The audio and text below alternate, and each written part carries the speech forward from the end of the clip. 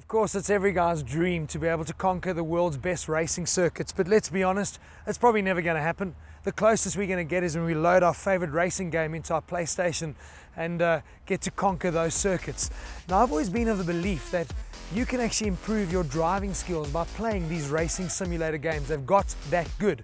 The question though is, it works for cars, does it work for bikes? And I've got just the rider to answer that question. Let's ride. Chris Leeson started racing in 2003 and won his first championship back in 2007.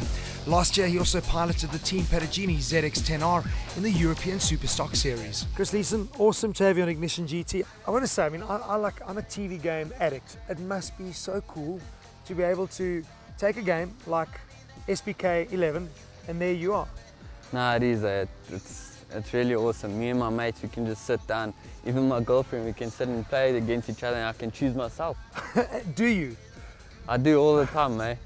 How accurate are these things? I mean, I've always believed, I know like with the racing games, from a car driving perspective, you can really improve your driving ability. Is it the same for motorbikes and a rider? Is there real stuff you can learn from these games? Look, it's so good now. It's so realistic that all the tracks are almost mapped out exactly how it is in real life.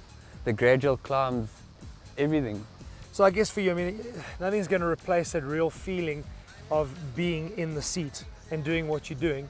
But for you, going and racing, obviously internationally, it's a great way to learn the circuits then. No, it is. That's the only downfall South Africans have when they go to Europe, is we don't know the tracks, and now you've got the game to learn the track. Yeah. And that's exactly what I use it for. Let's stop playing and talking about games now, and let's take it to the track. Are you serious? You actually want to do this for real? I thought we were just going to have a little chat. Yeah, no, I got my bike here. Yeah? You brought your bike? So you actually want to go head to head with me on the track? Yeah, for sure. What do you have? I was going to say, Chris, I had a funny feeling that you were going to come and hit me with this reality check. So I brought something that, I don't know how we're going to classify it. It's made by a bike manufacturer, but it's not quite a bike. Let's go have a look. Come, let's go check. The KTM's looks are entirely dictated by function, more specifically weight, rigidity and aerodynamics.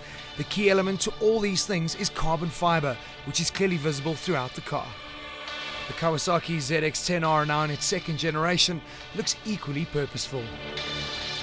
With our steeds waiting and suitably attired, it was time to get down to business.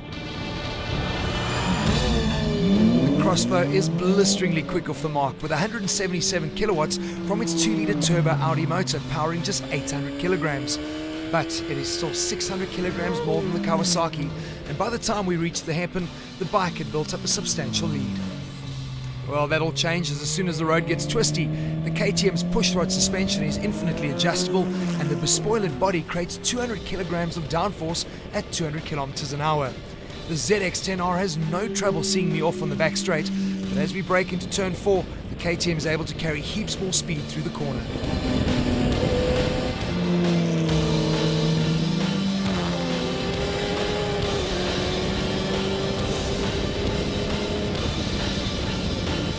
What makes the Crossbow even more remarkable is the fact that you literally can use it every day. The ride is relatively compliant and the seats and driving position are fantastic.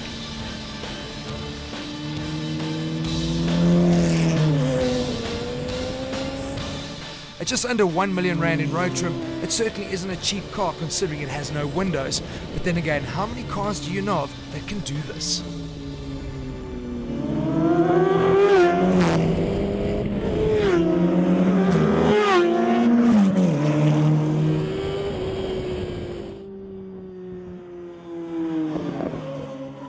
What an unbelievable experience. To actually share track space with somebody of the caliber of Chris Leeson, really had a fantastic time. At the end of the day, he was playing games with me. The KTM Crossbow, as brilliant as it is, it's just no match for the Kawasaki 1000cc bike that Chris races. His best lap time around Swartkorps, probably looking at about a 102, whereas that KTM Crossbow standard as it is probably going to be pushing the high 108s, low 109s. In full race trim, they've actually got it down to 104s. But let's be honest, at the end of the day, if you wanted a race-ready, everyday car, the KTM Crossbow is just in a totally different league. That experience of being buffeted by wind, the direct steering, having no traction control, no stability control, no ABS. It's literally a carving knife for a driver as opposed to, I don't know, a meat cleaver for a beginner. you.